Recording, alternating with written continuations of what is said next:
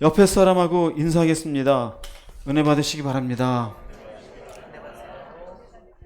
네, 예배 가운데 이미 오신 자체가 승리하셨습니다. 하나의 말씀이라도 가슴에 잘 품는 시간 되기를 주님의 이름으로 축복합니다.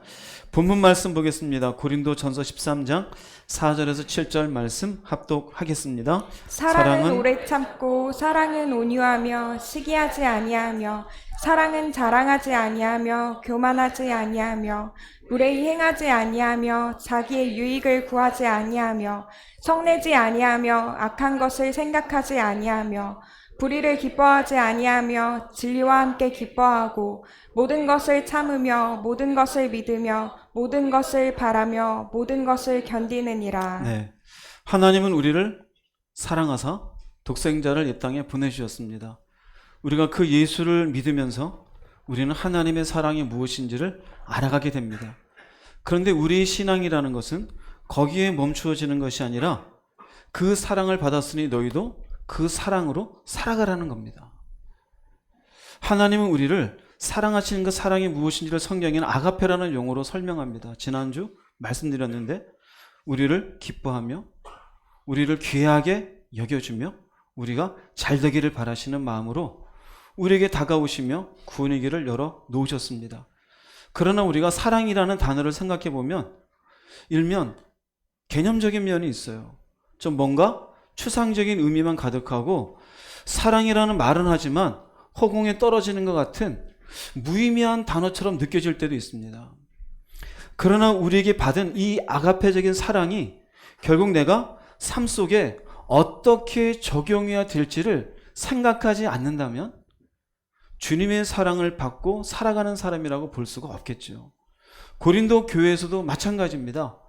그들이 하나님의 사랑이 풍성하고 은혜가 풍성하고 은사도 풍성했지만 결국 사람과의 관계 속에 서로가 부딪히고 상처를 주고 때로는 음란함으로 때로는 누군가에 향한 범죄함으로 교회에 문제가 생기고 있었습니다. 바울의 진단으로는 너희가 하나님의 사랑은 충만하지만 사람과의 관계 속에 사랑의 적용이 없다라는 거예요.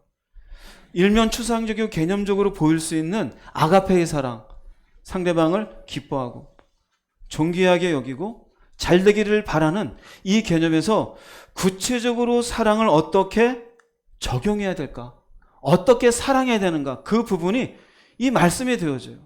또 이 말씀이 성경에 기록되어져 있다는 것은 사랑은 결단코 하나님께 일방적으로 받는 것으로 끝나서는 안 된다는 거예요. 또 하나는 사랑은 결단코 구호가 아니에요. 개념이 아니에요. 구체적으로 내가 삶 속에 적용해야 될 내용이에요. 보다 우리가 알아듣기에 말씀드리면은 예수의 사랑을 경험한 사람은 삶의 방식 속에 인격을 통하든 사람과의 관계를 이어가는 것 속에 반드시 중요하게 여겨야 될 부분이 바로 사랑이라는 거예요. 대개 우리가 교회를 다니면서도 세상 사람들에게 손가락질 당하는 이유는 구체적으로 그들이 지목해서 얘기하진 않지만 너나 나나 사는 방식이 같다라는 거예요. 뭘까요? 너도 돈 붙잡고 살잖아. 나도 돈 때문에 사는 거야. 너도 네 좋아하는 거 하나 붙잡잖아. 나도 똑같이 살아. 근데 교회 갈 이유가 뭐가 있냐? 여기서 무슨 차이가 있는 겁니까? 예수의 사랑을 아는데 사랑이 삶 속에 적용되어 있지 않아요. 사랑은 철저하게 관계 속에 적용이 돼야 돼요. 산 속에 들어가 사랑을 외치는 게 아니에요. 가족 구성원 안에 사랑을 얘기하는 거고 내가 살아가는 삶의 현장에 직원과 사장의 관계 속에서도 사랑을 적용하는 거고 내가 사실 정치인이 되어서도 사랑을 적용하는 거고 어디에 있든지 나는 사랑을 받은 사람이다라는 것이 관계 속에 드러나야 되는 것이 성도라는 거예요. 그 구체적인 사랑을 어떻게 해야 사랑하는 것인가? 그냥 말로 사랑이 아니라 그걸 써놓은 게 여기에 있는 것이에요.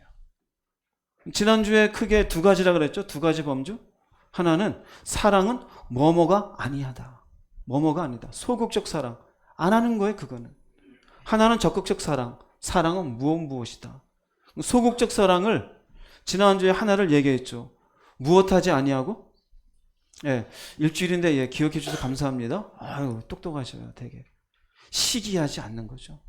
사랑은 시기하지 않는 거예요. 잘못된 비교의식을 가지고 누군가를 향한 파괴적인 열심을 가지는 것. 그것이 시기예요. 그런 파괴적인 열심이 있는 사람이 어떻게 상대방이 잘 되기를 바랄 수 있겠어요? 세상에서의 어떤 가족 간의 사랑이나 남녀 간의 에로스적인 사랑으로는 우리와 관계없는 다른 사람이 잘못되는 건 관계없어요.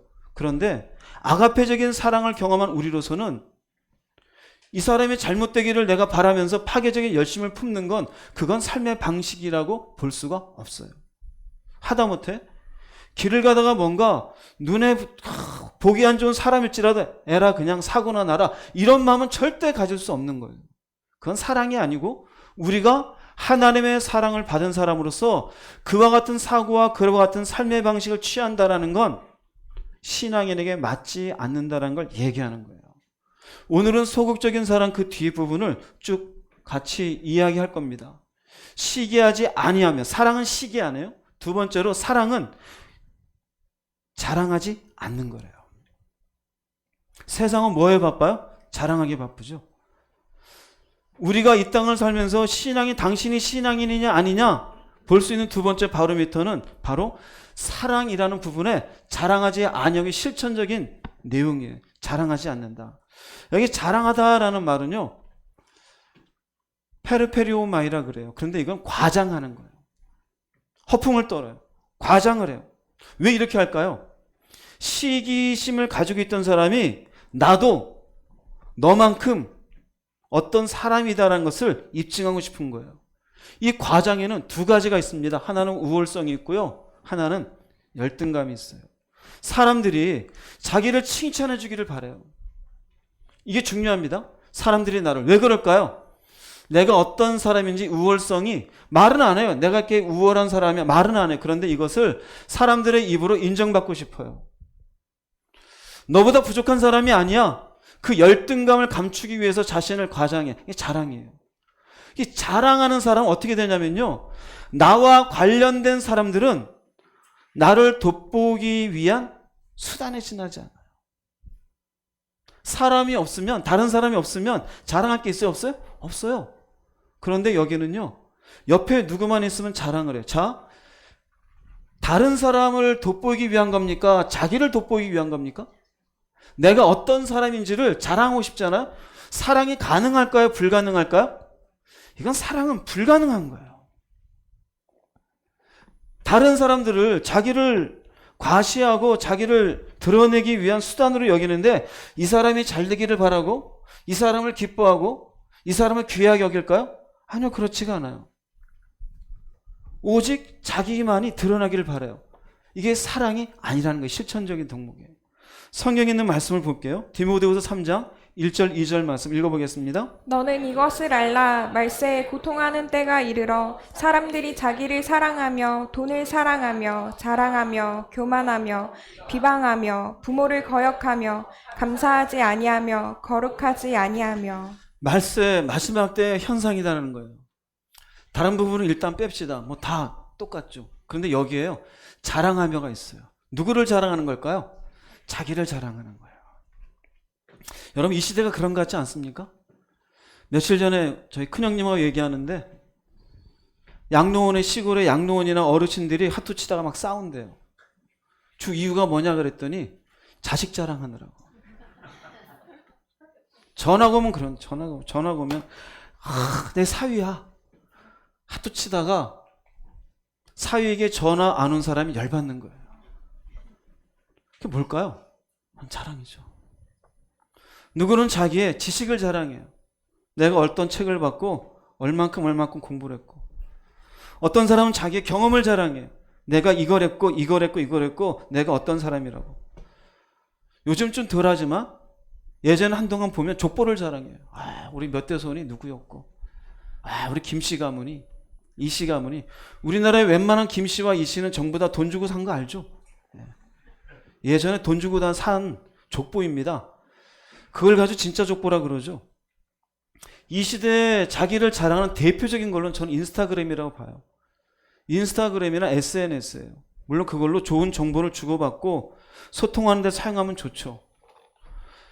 어르신들 보면 어디 음식점이나 가면 전부 젊은 사람 뭐 하고 있어요? 막 난리가 나고. 왜 그런지 아세요? 결국은 자랑이에요. 나 뭐 먹었다. 나 어떤 옷 입었다. 사진을 찍어도 곱게 안 찍죠. 얼굴을 성형시키는 어플을 찍어요. 눈이 작은 사람 눈을 크게 만들고. 고양이 같아요. 고양이 같아요. 정상적이지가 않아요. 그 왜 그럴까요? 말세에 고통하는 때가 이르리니 자기를 자랑하며 유튜브에 막 올려요. 그리고 거기에 뭐 좋아요의 횟수를 봐요. 누적수를 보고 SNS의 팔로워 수를 보면서 결국은 그게 뭐가 돼요? 자랑하지 아니하고 자랑에 오늘 의미를 얘기해 줬잖아요. 결국 내가 어떻게 되고 있어요? 그걸 통해 칭찬받고 있고 인정받고 있다라는 자기 확인이 되는 거예요. 사랑은 그게 아니다라는 거예요. 그러니 이런 자랑이 많은 이 시대에 사랑은 식어가고 이기적인 개인주의적인 성향은 짙어가는 거예요. 예레미야서 보면요, 이런 말씀이 있어요. 잘 기억하세요. 9장 23, 24절 한번 읽어보시기 바랍니다. 지혜로운 사람은 자기의 지혜를 자랑하지 말고 힘 있는 사람은 자기의 힘을 자랑하지 말며 부유한 사람은 자기의 부유함을 자랑하지 마라. 오직 자랑하고 싶은 사람은 나를 깨닫고 아는 것을 자랑하고 나 여호와가 자비롭고 공평하다는 것을 자랑하고 내가 땅 위에서 올바른 일만 한다는 것을 자랑하여라. 이런 자랑이 나를 기쁘게 한다. 나 여호와의 말이다. 그죠? 성경은 분명히 얘기해. 지혜롭냐? 없다라는 게 아니에요. 근데 뭐 하지 말아라? 자랑하지 마. 힘이 있냐? 그런데 뭐 하지 마? 자랑하지 마. 돈 좀 있냐? 그런데 뭐 하지 마라? 돈 자랑하지 마. 24절은 뭔지 아세요? 오직 하나님을 경험한 것만 얘기해라. 내가 경험했더니 하나님은 공의로우시더라. 하나님은 참아주시더라. 하나님은 다 예비해 주셨더라. 하나님은 사랑이시더라. 이런 하나님에 대한 것은 자랑이 되지만 결국 자기의 지혜와 자기의 힘과 자기가 어떻게 했고 자기의 재능이 무엇이고 자기가 무엇을 했건 결국은 누가 이렇게 올라가길 바라는 거예요? 내가요. 지난주에 얘기했잖아요. 사랑이라는 것을 여러분들 기억할 건 사랑은 철저하게 나한테가 아니라 누구한테 관심을 가지는 거예요? 다른 사람한테요. 그래서 사랑의 실천적인 우리의 삶의 방식 중에 하나는 시기하지 아니하고 두 번째는 자랑하지 말아라. 자랑하려면은 하나님이 누구신지를 자랑하라. 그래서 고린도전서 나중에 보면은요, 자랑하는 자는 오직 주 안에서 자랑할지니라는 말씀도 있어요. 즉 은혜 안에서 내가 어떤 사람이 되었는지, 그분이 내게 하신 일이 무엇인지, 그로 인해서 내가 사는 방식이 무엇인지 주 안에서 자랑하지, 내가 이 땅에서 무엇이고 돈을 얼마를 모았고 자랑할 게 없어요. 혹시 여러분이 로또를 맞았습니까? 자랑하지 마세요. 밤길 가다가 다칠 수 있습니다. 왜요? 그 자랑으로 인해 그래? 네가 돈 좀 있느냐? 사고 날 수도 있어요. 이 자랑은 결국 자기는 올라가고 다른 사람에 대해서는 그 사람이 어떻게 살든 그 사람이 어떤 위치에 있든 상관하지 아니하고 자기에게만 집중하고 있는 모습이에요. 이것이 사랑이 될 수 있을까요? 사랑이 될 수 없는 거예요. 그러므로 하나님의 사랑을 받은 사람의 사랑과의 관계 속에서 실천해야 될 사랑의 모습은 무엇을 가지고 있고 어떤 것 위치에 있든지 그것을 자랑하지 아니하고. 사랑하는 여러분, 자랑하지 아니하시기 바랍니다. 어쩌다 편한 사람끼리는 얘기할 수도 있겠지요. 그러나 그것이 습관적이 되어져 가지고 어디 가서든 나는이라고 하는 것은 하나님의 사람이 가져야 될 올바른 삶의 방식이 아니라는 겁니다. 소극적인 사랑의 세 번째는 결국 자기 자랑을 하는데 연결되는 것은요, 결국 교만이에요. 사랑은 교만하지 아니하고라고 합니다. 교만하지 아니하고. 교만이란 말은 여러분 많이 듣잖아요. 교만하다는 말은요, 부풀어 오르다입니다. 부풀어 오르다라는 게 없는 게 부풀어 오르는 게 아니에요. 있는 게 부풀어 올라요. 재능이 없는 게 아니에요. 재능이 있어요. 똑똑해요. 건강해요. 능력도 있어요. 그런데 그것으로 인해 자신을 큰 사람으로 착각하는 거예요. 내가 좀 살아요. 그것으로 자기를 큰 사람으로 착각해요. 하나님의 눈으로 볼 때는 여러분 모두 그냥 더스트, 먼지예요. 아무것도 아니에요. 근데 내가 있는 곳으로 스스로 큰 사람은 착각해요. 그런데 관계 속에서 문제가 되는 것은 다른 사람을 나보다 낮추어서 보는 거예요. 그 사람을 저기 웅진영 제님 쓰는 것보다 좀 넘겨주세요. 네. 다른 사람을 자신보다 낮추어. 이게 교만이에요. 야, 내가 이만한 능력이 너 없지?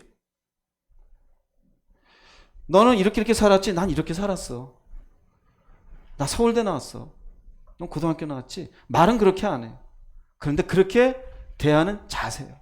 그럼 그런 자세 속에 나오는 게 뭐냐면요. 내가 서울대 나왔잖아. 내 말이 맞아. 상대가 자신에게 뭐 해주기를 요구해? 맞춰주기를 요구해요. 그래서 이야기하면요. 왠지 모르게 상대방이 자꾸 내 얘기는 무시해요. 그럼 그 사람이 나를 사랑으로 대하는 걸까? 아니에요. 교만하게 대하는 거예요. 사랑은 불가능해져요. 여러분, 교만한 사람이 제일 싫어하는 게 뭔지 아세요? 한 번씩 여러분이 나중에 시험해 보세요. 상대방의 의견을 들어주지 않을 때. 상대방이 내 말하는데 그 의견이 안 받아들여지고 내 말대로 안 되어져. 교만한 사람은요, 그것으로 기분 나빠요. 왜요? 항상 부풀어 올라 있어요, 교만한 사람은. 내가 맞아. 다른 사람들은 아주 가볍게 봐요. 무식한 것들이. 여자가 뭘 알아? 애가 뭘 알아?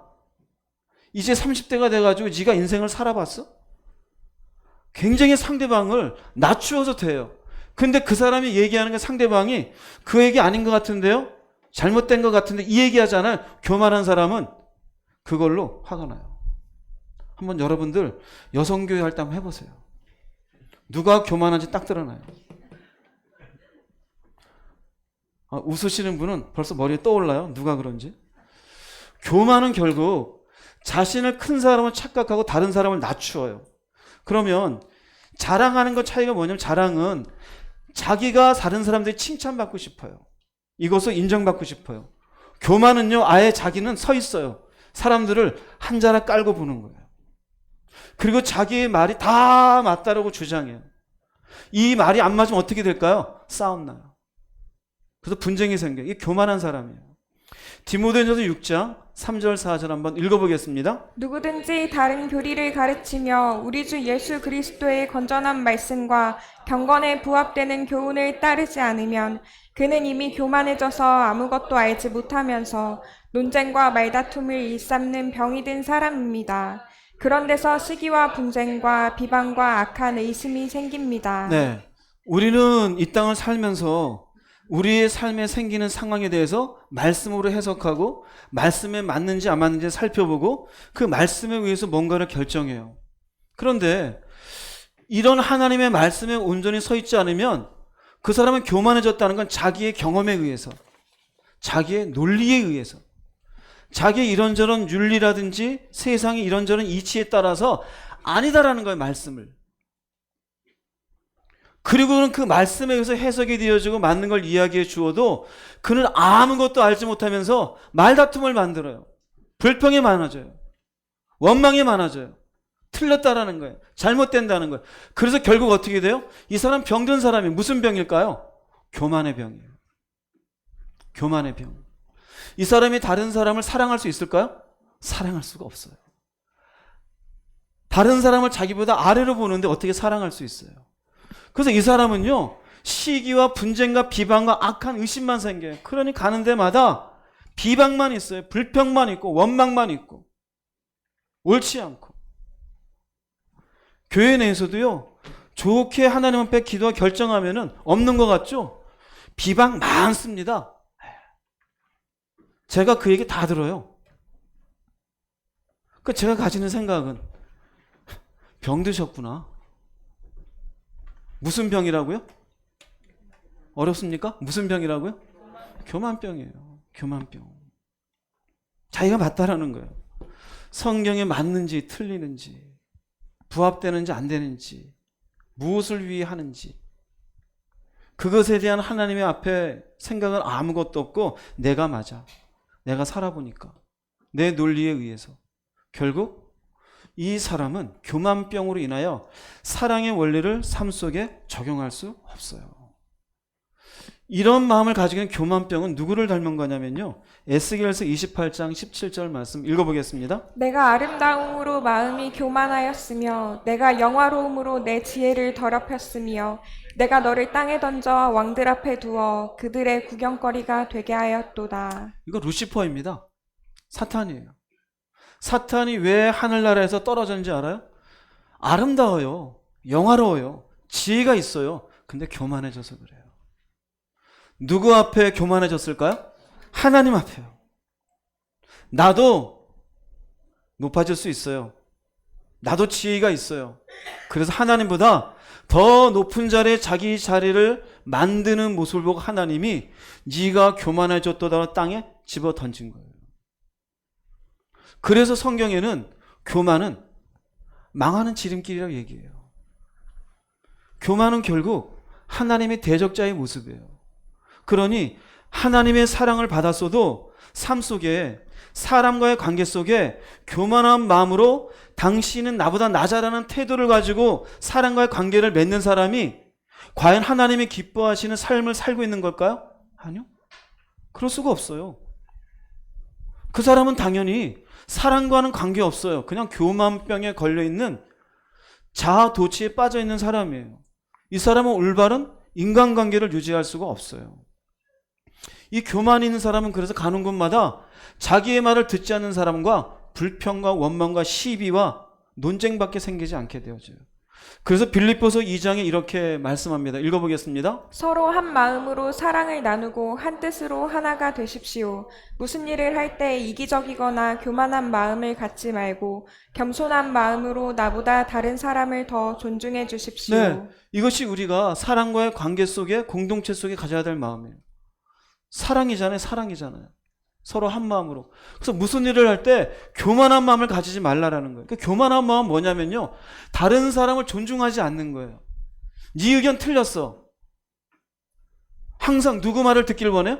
내 말을 듣기 원해요. 집에서도 그렇죠. 교만한 아버지는 니들 말은 다 틀렸어. 아버지 말 무조건 들어. 그러니 그 가정에 평화가 있을까 없을까요? 평화가 없죠. 문제만 가득하죠. 사랑은요, 언제든지 적용되는 게 가정에도, 내가 일하는 일터에도. 틀렸을 수도 있어요. 그러나 들어줄 줄 알고 상대방에 대해서 존중해주는 마음을 가지고 그 사람을 대해주는 거예요. 내가 비록 많이 경험했어도, 내가 비록 지식적으로 많이 알고 있어도 그래 그런 생각을 할 수도 있어. 아 맞아, 그런 의견이 있을 수도 있습니다. 이것이 관계 속에서 필요한 우리의 삶에 실천되어지는 사랑의 모습이에요. 교만하지 않기를 바랍니다. 할렐루야.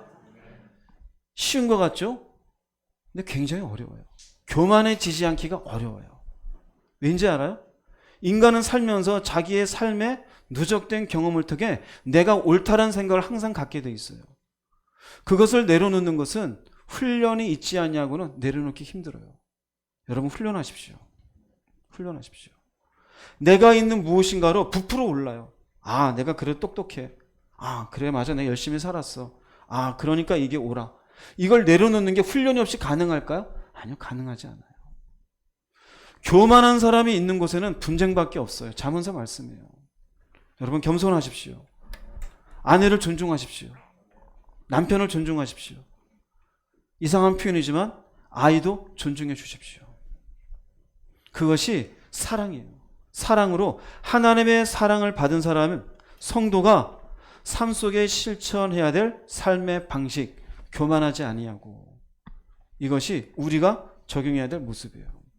네 번째로 사랑은 교만하잖아요. 네 번째는 무례히 행하지 않는데, 이게 연결이 됩니다. 시기하는 마음으로 저 사람보다 내가 나 그러니까 나를 자랑해요. 자랑하다 보니까 교만해져요. 교만해져 있으니까 상대방을 존중하지 않잖아요. 상대방을 어떻게 할까요? 무시하는 거예요. 무시하는 거예요. 그러니 언어가 가끔은 거칠게 나와요. 예편네들이 으이그 못생겨서, 으이그 못 배운 것이. 무례히 행하는 거예요. 무례히 행하는 거예요. 사랑은 무례히 행하지 않는 거예요. 무례하다는 말은요, 아스케모네오라 그러는데요. 이 아라는 말은 부정이에요. 스케모네오는 올바른 태도를 가지다예요. 그런데 아가 있으니까 올바른 태도를 가지지 않아요. 이건 사람에게 대한 태도예요. 사람에게 대한 태도. 사람에게 나름대로 저 사람도 하나님의 사람이며 하나님의 사랑하는 사람이며 구원받아야 될 하나님의 하나의 인격체라는 사실을 싹 까먹어버려요. 그 사람을 존중하지도 아니하고 이치에 맞게 대하지도 않아요. 이런 태도가 바로 무례히 행하는 거예요. 근데 사랑은 상대방을 존중하며 이치에 합당하게 대하는 태도예요. 근데 무례히 행한다는 것은 올바른 태도가 아니라 상대방을 업신여겨요. 상대방이 어떤 약점이나 상대방이 어떤 나이를 보고 때로는 어떤 이런저런 자기 이유 때문에 상대방을 업신여겨요. 이것이 태도로 나타나요. 사랑이 가능할까요? 불가능할까? 불가능해요. 상대방을 기뻐하며 잘 되기를 바라며 존귀하게 여겨줘야 되는데 상대방을 업신여겨요. 사랑이 아니에요. 이건 사랑이 아니에요. 이 사람은 사랑이 불가능해요. 사람에 대한 편견들이 여러분 있어요? 없어요? 사람에 대한 편견이 있어요. 우리나라 사람이 미국이나 캐나다 가면 인종차별이 있다는 얘기를 해요. 근데 희한하죠? 동남아시아 사람들이 우리나라 오면 또 뭐가 있어요? 정말 인종차별 심합니다. 제가 가까이 있는 목사님이 미얀마 사람들 중심으로 목회를 하신 분이 계셔서 그분 이야기를 들으면 정말 심하다 할 정도의 아주 나쁜 사람들이 많아요. 본인도 아마 외국 사람이 우리나라 사람 인종차별은 나쁘다 그럴 텐데 본인은 자신이 데리고 있는 직원들에게 동남아시아에서 왔다는 이유로 한 6개월, 1년 이렇게 일 시키고는 10원도 안 주고 내쫓는 경우도 있어요. 심지어는 일을 하다가 여기가 잘렸는데요. 나는 모른다 그러고 네가 알아서 하라고 방치하는 경우도 있어요. 실제로요. 그럼 그 사람 뭐가 됩니까? 그게 뭘까요? 무례한 거죠. 무례한 거죠. 단지 피부 색깔이 다르다는 이유로 우리나라에 오는 동남아시아 분들은 굉장히 엘리트 사람들이에요. 그 나라에서 대학을 나오고 심지어는 변호사를 하다 온 분들도 있대요. 근데 단지 사장이 됐다고 해서 그런 사람들을 무시하고 있어요. 굉장히 올바른 태도가 아니죠. 뭐 그렇게까지 극단적인 경우가 아니겠지만 우리가 사람과의 관계 속에서 사랑을 적용할 때 네 번째는 어떠한 사람이든 무례하게 상대방을 대하는 건 잘못된 거예요. 마태복음 19장 13절 14절 한번 읽어보겠습니다. 사람들이 예수께서 안수하고 기도해 주심을 바라고 어린아이들을 데리고 오매 제자들이 꾸짖거늘 예수께서 이르시되 어린아이들을 용납하고 내게 오는 것을 금하지 말라. 천국이 이런 사람의 것이니라 하시고. 네. 우리식으로 편하게 말하면 예수님하고 제자들이 막 모여 있는데 애들은 가라 그러는 거예요. 예수님 어떻게 해요? 무례하게 행하지 않죠. 애들도 오게 해라. 성경에 보면요, 유대인들이 무례하게 행했던 세 부류의 사람들이 있어요. 하나는 병 걸린 사람들. 이건 자기의 죄에 의해서 병 걸린 것으로 사람들이 생각했어요. 대표적인 예로 문둥병 걸린 사람들. 문둥병 걸린 사람들은 사람이 모여있는 마을이 아니라 따로 먼 곳에 거처하게 해요. 그래서 문둥병 걸린 사람이 가까이 오면 이들을 쫓아내는 것이 유대인들이에요. 그런데 예수님은 이 문둥병자들을 내쫓았습니까? 쫓지 않아요. 그들을 무례히 행하지 아니하고 그들의 병을 고쳐주셔요. 또 두 번째로 이들이 싫어했던 사람들은 사마리아 사람들이에요. 사마리아 사람들은 하여간 길에서, 이거는 그냥 탈무드에 있는 얘기예요. 길에서 사마리아 사람과 뱀을 만나면 사마리아 사람 먼저 돌로 쳐라 해요. 그만큼 사마리아 사람을 싫어했어요. 그런데 예수님은 오히려 사마리아 지역에 가서 복음을 전하고 그들을 구원시켰어요. 무례히 행했습니까? 무례히 행하지 않았어요. 세 번째로는요, 간음하다가 걸린 여자들에 대해서는요, 아주 참혹하게 대했어요. 돌로 그들을 쳐 죽였어요. 그런데 예수님이 간음하다 현장에 걸린 여인을 같이 돌로 던졌습니까? 아니요. 인격적으로 그 인생에게 다시 한번 기회를 주어요. 뭡니까? 무례히 행하지 않는 거예요. 존중해 주는 거예요. 우리 현대식으로 얘기하면 우리하고 다르다는 이유로 사람들에게 무례하게 행할 때가 얼마나 많이 있어요. 외모만 보고 아유 머리에서 냄새가 나, 아우, 저 80 넘은 노인하고 무슨 얘기를 해. 이게 전부 뭡니까? 자기 편견이에요. 가난하다는 이유로.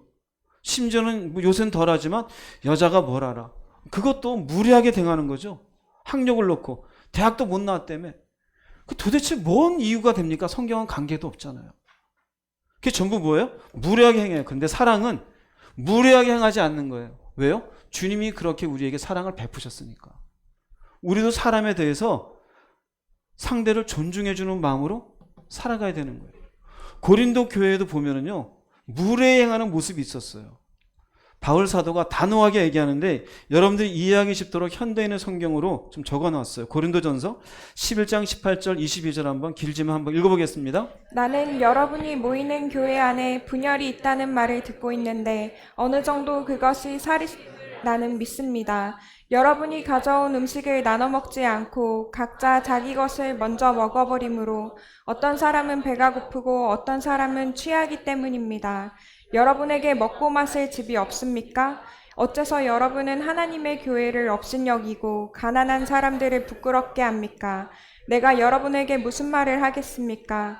여러분을 칭찬하리라고 생각하십니까? 아닙니다. 나로서는 여러분을 칭찬할 수가 없습니다. 네.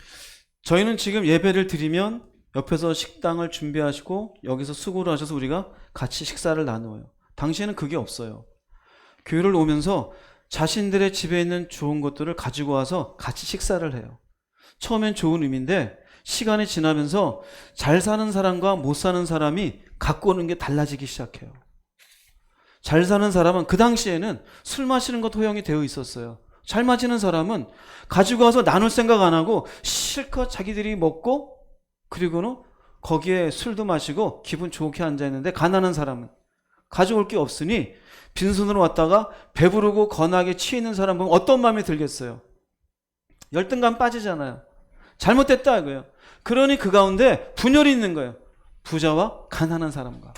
그리고 얘기합니다. 이건 교회를 업신여기는 거고 가난한 사람들을 뭐 해주는 거예요? 부끄럽게 하게. 왜 그럴까요? 이게 무례행했다 이거예요. 조금 잘 살면 가지고 와서 다른 사람들과 나누어 먹을 수 있도록 나누어 주는 게 그들을 존중해 주는 거잖아요. 그렇지 않았다는 거예요. 그러니 여기에 대해서 내가 여러분들에게 칭찬해 줄 거라 생각합니까? 아니요, 칭찬할 수가 없대. 왜 그럴까요? 이건 사랑이 아니다라는 거예요. 이건 사랑이 아니라는 거예요. 하나님의 사랑을 받은 사람이 이와 같은 모습으로 살면 안 된다라는 거예요. 우리도 마찬가지예요.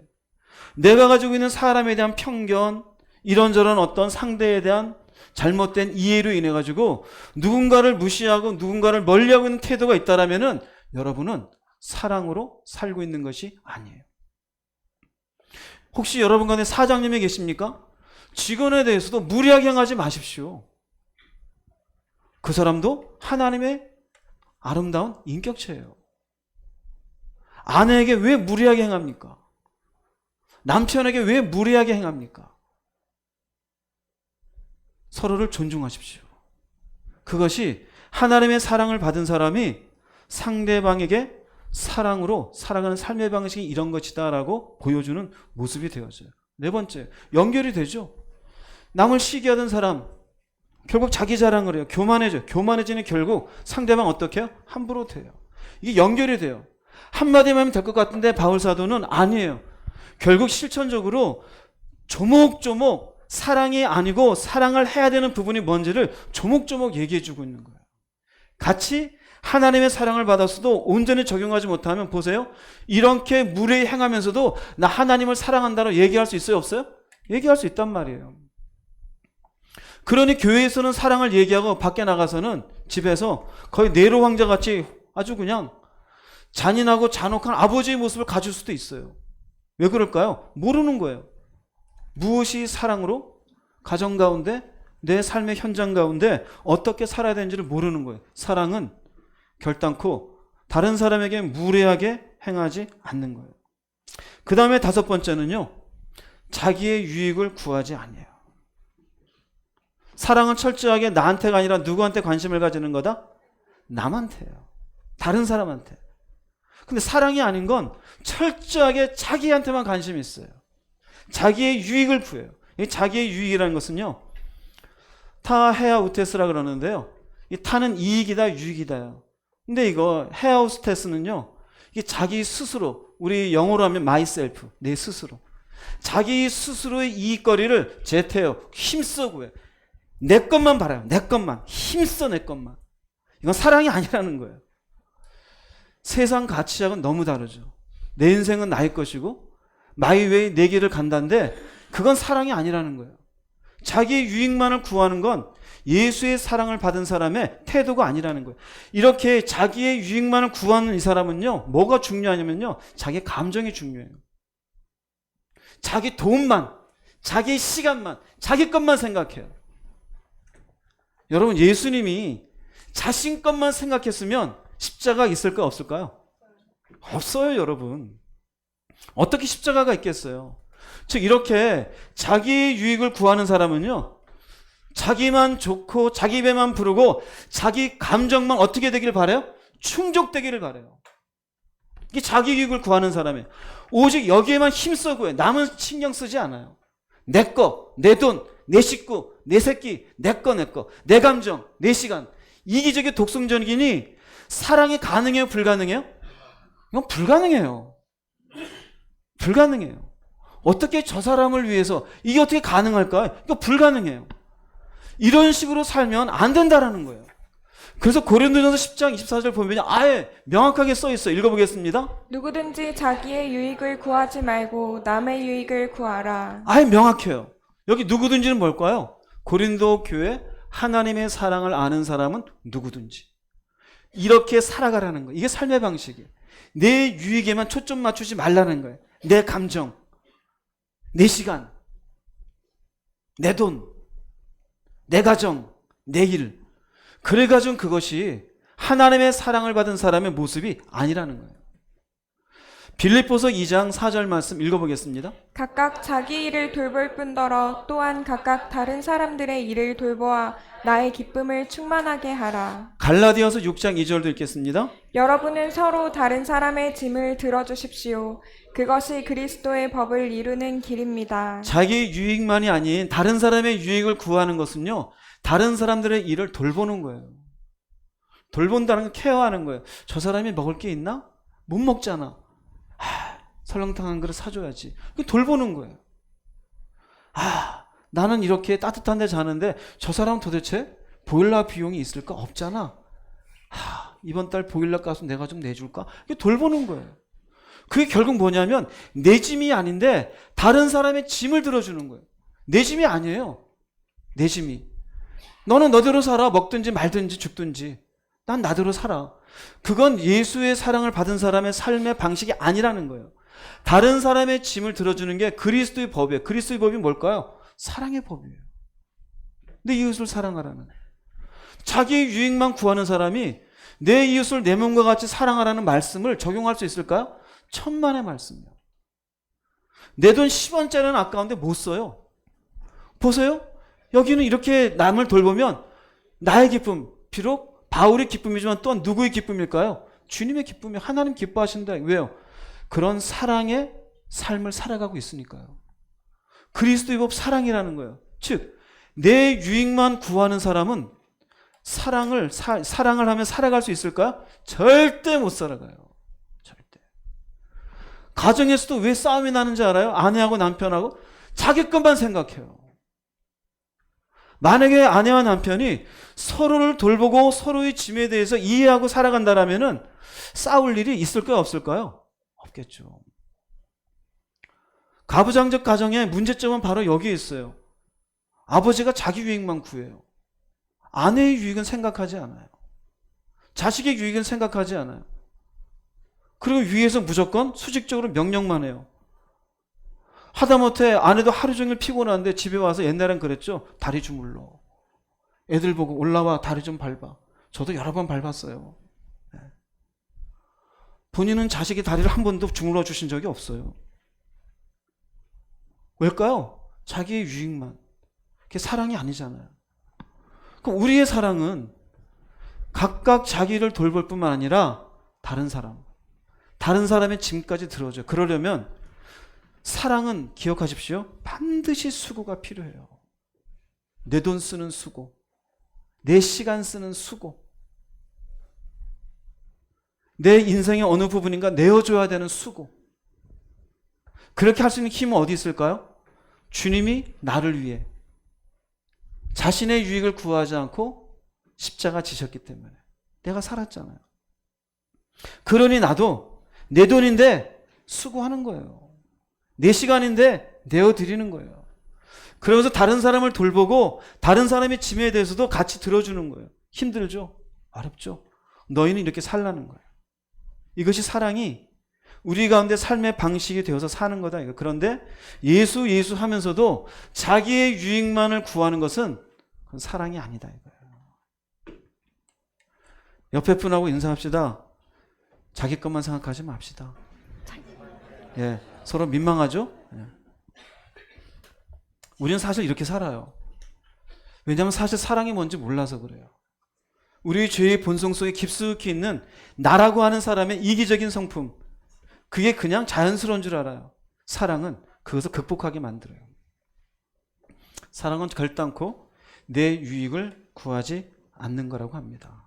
그 다음 6번째는 우리가 아주 하면 안 되는데 하는 거죠. 성내지 아니하며. 성내지 아니하며. 성은 뭔지 알죠? 그죠? 우리의 이름의 성을 얘기하는 게 아닙니다. 앵그리, 화딱지입니다. 화딱지. 사랑은 화딱지 내지 않는 거예요. 성내다라는 말은요, 파록신호라는데 이게요, 성내다는 게 날카롭게 하다는 거예요. 성내는 순간 날카로워요. 왜 성을 내냐면요, 쭉 보세요. 교만하잖아요. 그리고는 다른 사람이 함부로 대요. 자기 유익을 구하는데 이 유익에 해가 받아요. 자기 것에 집착하고 있었는데 자기 것에 해를 받아요. 내 감정이 기분 나빠졌어요. 내 물질에 손해를 봤어요. 내 시간을 침해받았어요. 내가 얘기하는 걸 안 들어줘요. 내 생각에 수긍 안 해. A씨 화딱지가 납니다. 이게 뭐냐? 발작적으로 나온 거예요. 발작적으로 그냥. 이게 날카롭게 하다요. 영어로 패럭시즘이라는 말이 있어요. 패럭시즘. 그게요, 발작적인 분노예요. 가만히 에이! 이런 사람 있죠? 가만히 얘기하다가 어느새 눈이 점점점 커져요. 그럼 빨리 그만둬야 돼. 한마디 더 하면 에! 그러죠? 패럭시즘. 이게 어디서 나왔냐면요, 이 파록신호에서 나온 거예요. 그 순간 이 사람이 날카롭게 된다. 이거 날카롭게. 그 분노가 있어요. 혹시 여기 결혼 안 한 분들 가운데 데이트하다 보니까 자꾸 화가 많다? 빨리 떠나세요. 인생 무지하게 피곤합니다. 인생 무지하게 피곤해요. 먹는 거 갖고도 짜증낸다. 어우, 안 되겠다. 빨리 보따리 싸요. 그건 사랑이 아니에요. 사랑은 다른 사람이 잘 되기를 바라잖아요. 귀하게 여기고 그 사람 뭐 기뻐하는데 내 것이 침해받았다는 생각을 A씨, 이게 사랑일까요? 사랑이 아니에요. 간혹 좀 눈먼 사람이 있어요. 뭐냐면 화를 내고 자기한테 폭력을 하는데도 저 사람이 나를 사랑해서 그래요. 제정신이 아닙니다. 사랑해서 폭력을 휘두르는 건 말이 안 돼요. 사랑하니까 폭언을 하고 18을 던지고 개를 던지고, 누가 개 키우고 싶대요? 개를 던지고 18을 던지고, 그거는요 사랑이 아니에요. 사랑이 불가능해요. 성이 많은 사람 빨리 얘기하세요. 할렐루야. 그건 사랑이 아니에요. 성경은 얘기해요. 우리의 삶의 방식 중에 성내지 아니하며 그래요. 그러면 예수 믿는 사람은 화도 못 내나? 화낼 수 있어요. 인간이 약하니까. 때로는 의로운 화도 있어요. 하나님 앞에 올바른 분노도 가능해요. 그런데 성경이 이렇게 얘기해요. 에베소서 4장 26, 27절 읽어보겠습니다. 화가 나더라도 죄를 짓지 말며 해가 지기 전에는 화를 풀기 바랍니다. 그렇지 않으면 사탄이 여러분을 공격할 수 있도록 놔두는 것이 됩니다. 예, 화가 나도 뭐 하지 말아라? 죄 짓지 말래. 그럼 이게 의미가 뭐냐면요, 우리가 화를 낼 수 있음을 인정하는 거예요. 우리도 화날 수 있어요. 그럼 누군가가 화가 잠깐 났을 때 그 사람에 대해서 잠깐, 예, 그 부분은 그래, 그럴 수도 있어. 우리도 그럴 수 있어요. 그런데 그 다음 화를 내도 뭐 하지 말고, 죄는 짓지 말고. 그러면서 죽이겠다고 칼을 들면 안 되잖아요. 그걸로 뭔가 악한 상대방의 인격을 그야말로 짓누르는 폭언을 하면 안 되잖아요. 그건 죄가 되잖아요. 그 결국 무슨 말이냐면요, 자기 자신을 흉기로 만들지 말라라는 뜻이에요. 예수의 십자가의 은혜를 경험하고 사랑을 경험했는데 내가 발작적으로 날카롭게 만들어요. 화가 나. 에이씨, 화딱지를 뻘꺽뻘꺽 내. 그 순간 내가 뭐가 되는 거예요? 내가 칼이 되는 거예요, 여러분. 상대방은 그런 화를 통해 어떻게 느끼느냐? 칼에 가슴이 찔리는 아픔을 갖는 거예요. 그러면 내가 죄를 짓지 말라는 건 순간 내가 그로 인해서 잠깐 화는 낼 수 있지만 자기 자신을 흉기로 만들지 말라. 이것이 사랑이라는 거예요. 흉기로 만드는 사람은 이 사람은 사랑이 아니에요. 교회를 다니고 예수를 얘기하고 교회에서 거룩하게 찬양하는데 집에 가서 막 성질을 내고 이 새끼들 다 나와라 그래. 근데 그 사람이 또 저녁에 또 기도하는데 앉았어요. 그 집에 애들이 교회를 잘 다닐까요? 다닐 수가 없겠죠. 또 하나 문제는요, 27절이에요. 이 우리가 화낸 이거는요, 우리의 믿음을 무너지게 할 수 있다는 거예요. 사탄이 여러분을 공격한다. 사탄은 쳐다보고 있다가 욕을 딱 내면요, 아, 네가 무슨 하나님의 사랑을 받았다 그래. 너는 그 사랑으로 살지도 않는데. 네가 조금 감정이 상하고 네 것이 침해됐다고 네 말을 들어주지 않는다고 그렇게 발작적으로 화를 내냐? 그 순간 화를 내는 순간 화는 영적 싸움의 통로에, 즉 믿음이 한순간 쏟아져요.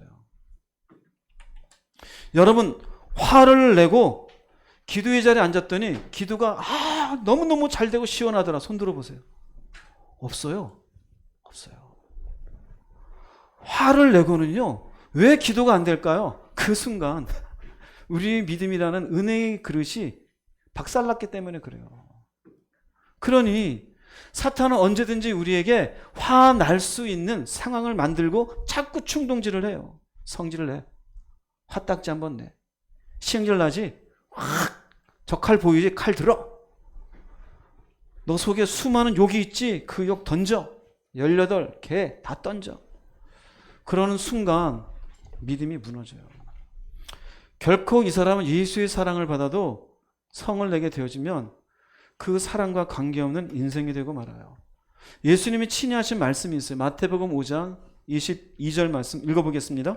나는 너희에게 이르노니 형제에게 노하는 자마다 심판을 받게 되고 형제를 대하여 라가라 하는 자는 공회에 잡혀가게 되고 미련한 놈이라 하는 자는 지옥불에 들어가게 되리라. 야고보서 1장 19절 읽겠습니다. 사랑하는 형제 여러분, 이것을 명심하십시오. 누구든지 듣기는 속히 하고 말은 천천히 하며 함부로 성내지 마십시오. 형제에게 노하면 심판이래요. 나가는 바보란 얘기예요. 이 바보 같은 놈아, 이 미련한 놈아, 지옥이 주님이 하신 말씀. 왜 그럴까요? 사랑의 원리가 아니라는 거예요. 사랑의 원리가 아니에요. 예수의 사랑을 받았습니까? 근데 형제를 향해서 함부로 화를 내면서 나쁜 놈, 미친 놈, 정신 나간 놈 뭐라고 얘기하는 것은요, 이건 예수의 말씀에 의하면은요, 지옥불에 들어가는 거예요. 왜? 뭐만 중요한, 화를 내는 사람의 공통적인 특징은 상대방이 맞아서 화냅니까? 내가 맞는데 안 들어줘서 화냅니까? 내가 맞는데 안 들어줘서 화내요. 내게 침해됐다는 거예요. 상대방의 감정이 중요합니까? 내 감정이 중요합니까? 내 감정이 중요해서 화를 내요. 사랑은 나한테 집중하는 겁니까? 다른 사람에게 집중하는 겁니까? 다른 사람을 보는 거예요. 이걸로 인해 저 사람이 상처받을 건 생각하지 않아요. 지금 당장 자기의 가슴 아프고 기분 나쁜 것만 생각해요. 그건 사랑이 아니라는 거예요. 하나님이 우리에게 감정적으로 우리를 바라보면서 기분 나쁜 것만 생각하면 우리는 다 죽었어요. 우리가 얼마나 하나님의 말씀을 거역하며 마음대로 살았습니까? 근데 그 하나님이 우리에게 그때마다 화를 내던가요? 그렇지 않잖아요. 그래서 성경은 얘기하는 거예요. 듣기는 속히 하고 말은 천천히 하고 함부로 뭐 하지 마십시오? 성내지 마십시오. 화는 가끔 날 수 있다 없다? 날 수 있다. 그런데 뭐는 하지 말아라? 죄 짓지 말아라. 조금은 흥분할 수 있어요. 그럴 때 혹시 부부나 뭐 옆에 있는 분이 교회를 다닌 분이면 말씀을 알려주세요. 화는 나더라도 죄 짓지 말라 했는데 컴다운 좀 내리면 어때? 그 정도는 괜찮아요. 그런데 화는 내더라도 죄 짓지 말라, 지금 그 소리 할 소리야, 와다다다다 용가리가 되는 순간 끝나는 거예요. 불을 쏟아내면 끝나는 거예요. 그러면 사탄이요, 아주 그냥 북치고 장구치고 룰루랄라 캐지나 칭칭나네, 너는 드디어 내 밥이다 그래요. 성경이 얘기하잖아요. 사랑은 성내지 않는 거예요. 혹시 여러분 간에 화가 많은 분 계십니까? 나는 원래 타고나기 이렇게 타고났다고? 타고난 것과 관계없어요. 저도 원래 화가 많아요. 우리 형님들이 알아요. 삼형제 중에 제가 화가 제일 많아요. 지금 어떤지 모르겠어요. 이제는 주님의 사랑이 나름대로 잡아주는 것 같아요. 원래 나는 이런 사람이다라는 것으로 스스로 안주하지 마세요. 주님의 사랑을 생각하며 하나님의 사랑으로 사람과 관계를 맺을 때 화나는 순간 참으세요. 이러면 안 되지. 정 참기 힘들면 일어나세요. 나가세요. 산책을 하든지 밖에 나와서 찬양을 하나 부르시든지. 내 생각만이 맞지 않다라는 것 인정할 줄 아셔야 돼요. 내 감정이 침해가 되었어도 그래 주님도 정말 기분 나쁜 일을 당하셨는데 참으셨지. 그럼 돌아서세요. 그래서 사람과의 관계 속에 성내는 것으로 사랑을 파탄내는 여러분 되지 않기를 주의 이름으로 축복합니다. 그 다음에 7번째, 사랑은 악한 것을 생각하지 않는 거예요. 사랑은 악한 걸 생각하지 않는 거예요. 생각하지 않는 거예요. 여기 악한 것은 카코스인데요. 쓸모없는 일. 근데 여기에 생각하다는 로기존마인데요. 계산하다, 신중히 생각하다. 하나님, 이건 하나님 보실 때입니다. 인간이 생각할 땐 자기한테는 쓸 때가 있어요. 근데 그걸 신중하게 계속 그걸 품고 있는 거. 하나님 볼 땐 그 생각 뭐하러 하고 앉아있냐? 이에 대해서 무슨 말인지? 그 쓸모없는 생각 왜 하고 앉아있는데? 왜 그러고 있는데? 하나님 앞에 쓸모없는 무엇인가를 쿨하게 생각하는 것, 이것은 사랑이 아니다라는 거예요. 이 쓸모없는 건 상대방 누군가에 대한 쓸모없는 거예요. 쓸모없는. 자, 누군가에 대해서 하나님 보시기에 쓸데없고 쓸모없는 뭔가를 품고 있는 그 마음을 가지고 있는 이상 사랑이 가능할까요? 사랑이 가능하지 않아요. 예를 들자면 의처증, 의부증, 무서운 거예요. 그게 사실입니까? 사실이 아닙니까? 사실이 아니잖아요. 근데 머릿속에 온갖 안 좋은 생각 다 가지고 있어요. 하나님 볼 땐 왜 그 생각하고 앉았냐 이거예요. 왜 그 생각하고. 그 생각을 하고 있다가 마침내 상대방을 귀하게 여기고 상대방을 좀 뭔가 잘 되길 바라야 될 텐데 너 그랬지라고 하면서 그 생각으로 상대방을 뭐라고 하니 이게 사랑일 수가 없어요. 아니면 누군가를 바라보면서 그 악한 생각으로 내가 저 사람한테 뭔가를 대갚아줘야지. 그 속에 이런저런 악한 마음을 품으면서 막 깊이 있게 막 연구하고 앉아있는 것, 하나님은 이거 신중하게 생각해. 쓸데없는 거 생각하지 말아라. 우리가 성경으로 보자면은 사울 왕이 다윗을 이렇게 바라보면서 저 다윗을 내가 어떻게 죽여야지. 이거 쓸데없는 거란 말이에요. 쓸데없는 거. 왜 그런 생각하고 있어요?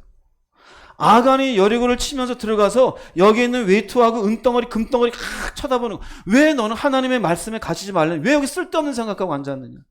생각하지 말아야 되는 거. 왜 그 생각하냐 이거. 하나님이 응답 주셨고 하나님이 가는 길이 있는데 그 길로 가야 되는데 쓸데없는 생각을 하고 있어요. 될까? 안 될까? 누군가를 향해서도 그렇게 되어지는 것은 사랑이 아니라는 거예요. 성경에 이렇게 하나님 보시기에 쓸데없는 생각을 하는 것으로 사랑이 아닌 대표적인 모습은요, 창세기 볼 수 있어요. 4장 7절 모습 읽어보겠습니다. 내가 선을 행하면 어찌 낯을 들지 못하겠느냐? 선을 행하지 아니하면 죄가 문에 엎드려 있느니라. 죄가 너를 원하나 너는 죄를 다스릴지니라. 여기 너는 누구일까요? 누구예요? 누구예요? 가인이잖아요. 어렵습니까? 가인이잖아요. 가인이 지금 누구를 향해서 나쁜 마음을 품고 있어요? 아벨을 향해서요. 악한 걸 생각하고 있는 거 하나님 알아요. 그 뭐라 그래요? 너는 죄를 다스리라는 건 악한 거 생각하지 마. 악한 거. 그리고 교회 가운데 있잖아요. 멀쩡하게 같이 여성교회에 있는데 악한 걸 생각해. 괜히 미워해요. 왜 그러는 거예요? 왜? 하나님은 그건 사랑이 아니라는 거예요. 여러분 가운데 그런 마음 품고 있으면 내려놓으십시오. 그것은 사람과의 관계, 사랑으로 맺어야 될 관계 아무 필요도 없는 거예요. 결국 이 시작점은 어디부터 시작하느냐? 자기만 생각하는 이기적인 심성에서 비롯돼요. 마가복음 7장 21절 23절 읽어보겠습니다. 사람의 마음에서 나오는 것은 악한 생각, 곧 음란과 도둑질과 살인과 간음과 탐욕과 악독과 속임과 음탕과 질투와 비방과 교만과 우매함이니 이 모든 악한 것이 다 속에서 나와서 사람을 더럽게 하느니라. 악한 생각이에요. 근데 이 악한 생각 보세요. 음란, 도둑질, 살인 전부는요, 사람에 대한 생각이에요. 사람과의 관계에서 품고 있는 생각이에요. 이건 전부 하나님 앞에 쓸데없는 생각들이에요.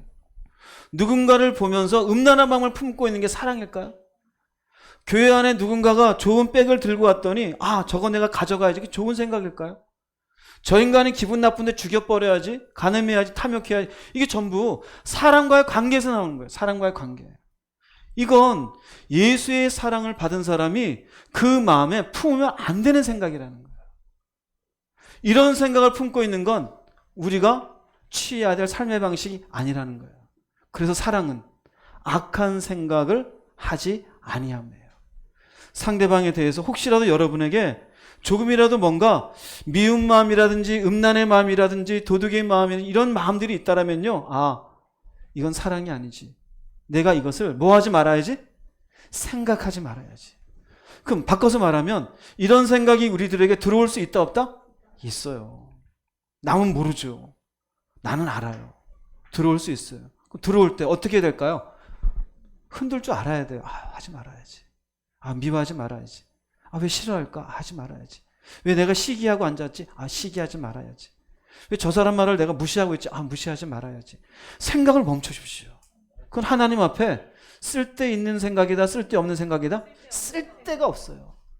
아무 의미가 없어요. 혹시라도 그런 얘기를 하는 사람 있으면 그건 쓸데없는 거 하지 마. 하나님 앞에 아무 의미도 없어. 충고해주는 여러분 되시기 바랍니다. 8번째요. 7번째요. 그 다음 8번째. 소극적 사랑의 마지막을 얘기해줘야 또 힘이 나죠. 사랑은 불의를 기뻐하지 않아요. 그런데 조금 전에 7번째는 생각하지 않잖아요. 근데 여기는 기뻐하지 아니함이에요. 기뻐하지 아니하며, 기뻐하다는 것은요, 흡족해요. 좋았어. 좋았어.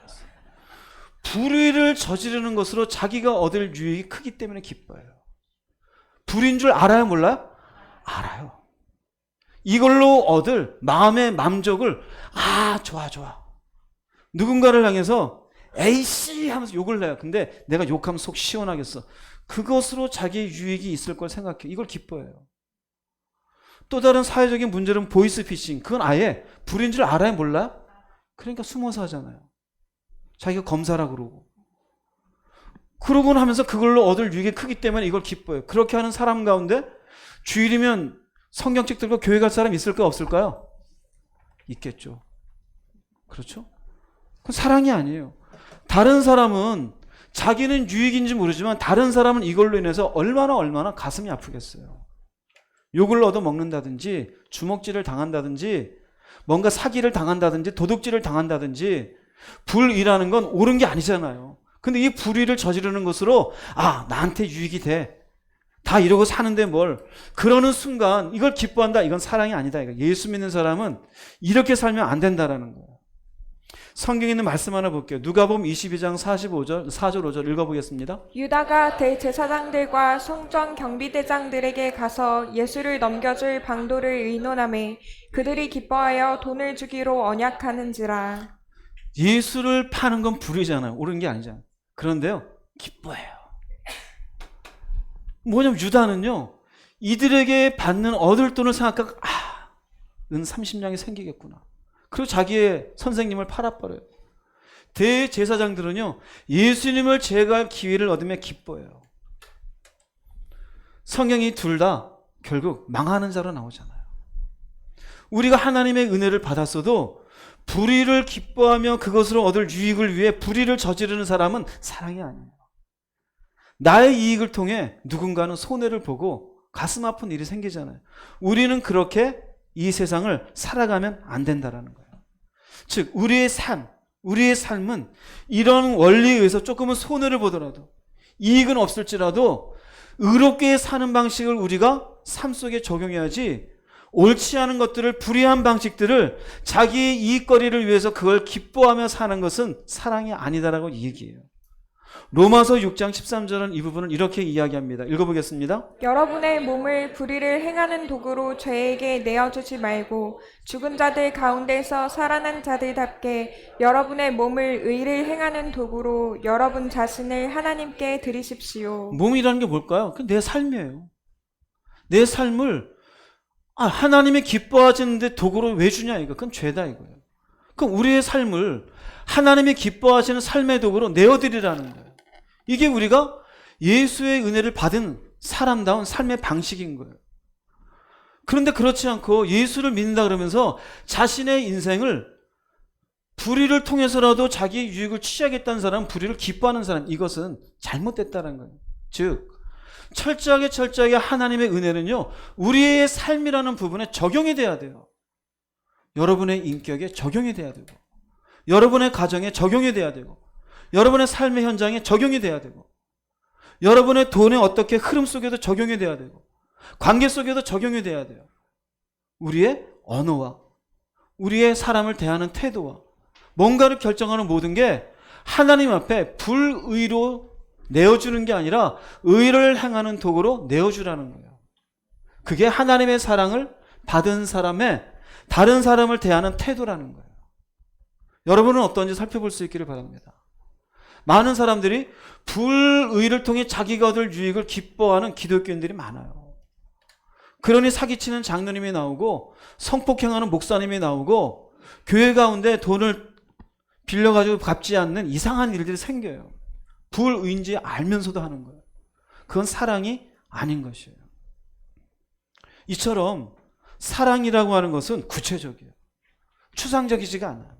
아가페라는 용어 자체는 그 말 속에서 상대방을 기뻐하며 귀하게 여기고 잘 되기를 바란다는 어찌 보면 추상적이지만 바울 사도는 여기에서 아니다, 이건 우리의 삶 속에 구체적으로 적용해야 될 부분인 것을 분명하게 얘기해 주고 있어요.